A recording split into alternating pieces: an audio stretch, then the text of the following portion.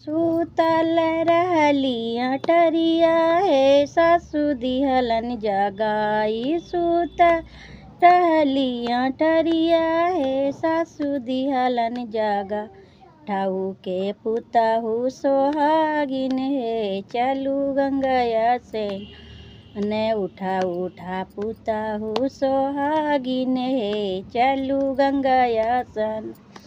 छोटी मोटी माटी के घयलिया हे जलवा अटहई बाऊ। ते छोटी मोटी माटी के घयलिया हे जलवा अटहई बाऊ। ऊँची हाई गंगा मई के अररिया है हमरा चढ़लो ना जाई। ऊँची हाई गंगा मई के अररिया है हमरा चढ़लो ना जाई।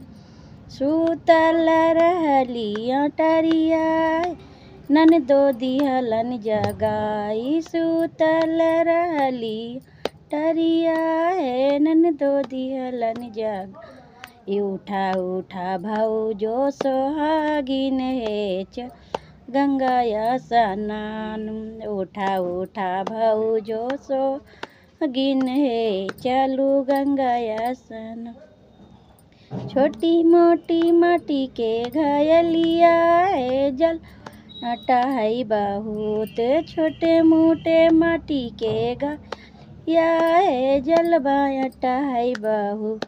ऊँची हाई गंगा मई के अररिया है हमरा चढ़ ना जाई। ऊँची हाथिन गंगा मई के अररिया है हमरा चढ़लो ना जाई। जय गंगा मैया।